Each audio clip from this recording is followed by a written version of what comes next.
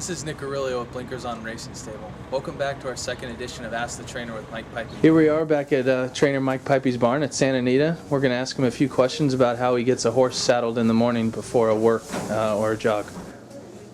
So right now, is that that cloth he's putting on before the saddle, is that kind of a protective? Yeah, that's a chamois that keeps the saddle from slipping right now that he's putting on. Then he moves on to the saddle towel right now, which keeps the saddle from rubbing the horse and the rider and his boots from rubbing the horse too. So they're basically, the first one keeps the apparatus from moving. The second one takes and keeps the rider from making rub marks on the horse. So we don't want the horse to have his flesh, torn or anything like that.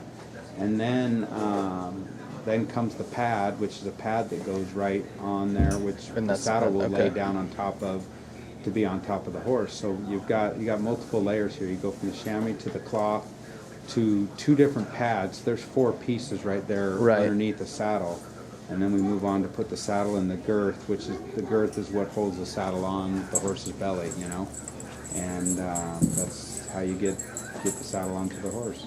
Now, does the tightness of the girth, does that differ? Do you usually put it as tight as you would for a race? Is it always the same? Probably not. I think in racing, those saddles have different girths and different equipment. I think you got to make sure you're a little tighter at racing speed as far as galloping. If you tighten the saddle too much, you can give the horse, a little bit of a problem or a bump under their stomach, from putting it on too tight. So we don't like to put it on too tight. Matter of fact, we use an extra cloth there that keeps, again, that thing from rubbing or having any problems, and sometimes an extra pad on certain horses that the girth bothers them, So we do a little bit of both. The triangle piece is the spreader, basically, and that keeps the reins on each side, which keeps a balance for the rider and the horse both. That one side of the reins goes through one of the holes.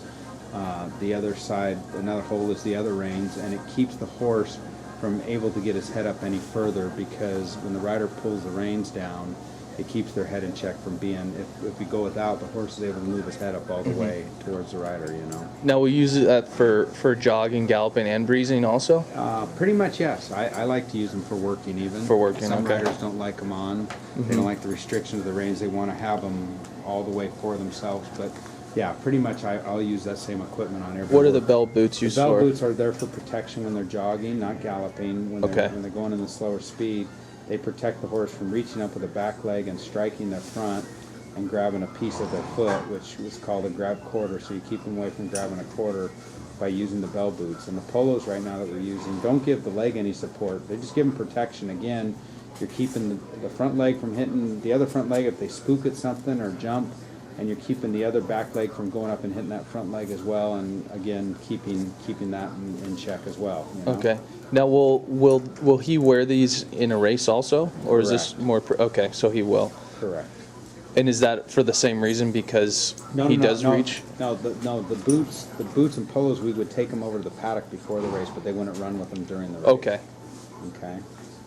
So I don't like using bandages in the races too much unless a horse has problems that need bandages or protection from rundown or something, then we use them, And would that also be if a horse had some shins you would wear? Correct. You would wear front wraps?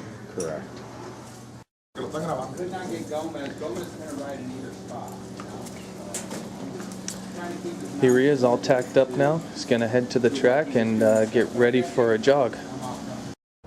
Thanks for joining Blinkers on Racing Stable on our second edition of Ask the Trainer. Make sure to tune in next time.